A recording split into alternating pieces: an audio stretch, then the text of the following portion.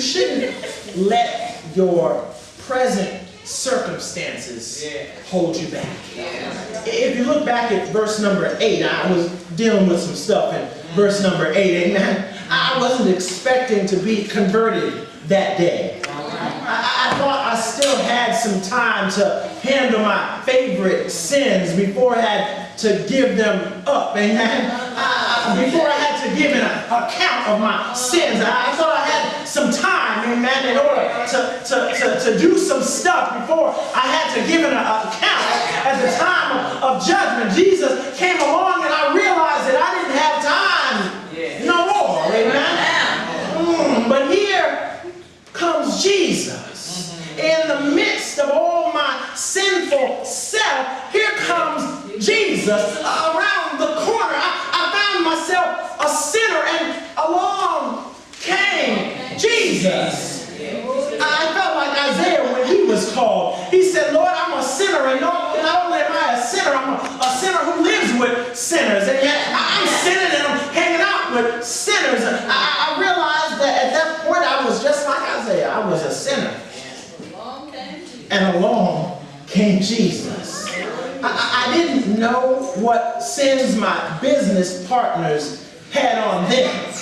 I just knew mine, amen? Well, neither do you. All you know is your own sins. All you know is your own shortcomings. All I knew right then, and Jesus knew it too. Jesus knew my sins, amen? I didn't try to pretend.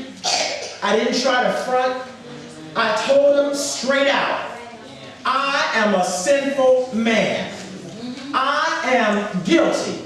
Everything that you think I've done, I did it and worse. I'm a sinful man. I admitted that I was unworthy, but I didn't let that stop me from approaching the Lord. And neither should you. Just because you done did it and you're guilty of it shouldn't stop you from getting in God's presence. Amen. God already knows what you did. God already knows where you've been. God already knows how long you were there and the smile that was on your face while you were doing it and saying it. But in spite of all that, God's got work for you to do.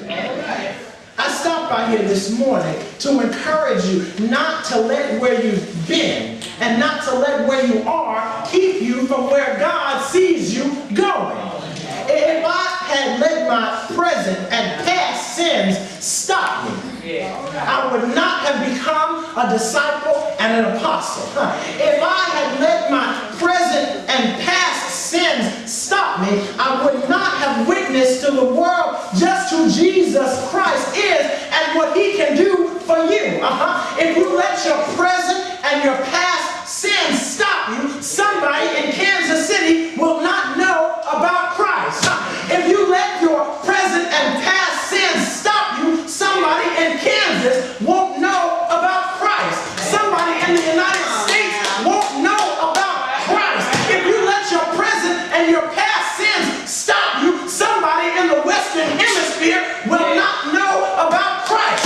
If you let your present and your past sins stop you, somebody in the world will not know about Christ. Don't let your present circumstances hold you back. As your pastor would say, let's do it. You can't let what you done did, what you're doing, and what you got on your calendar to do this week stop you, amen? You can't let those things stop you. God has use for you. God had use for me. God still has use for me.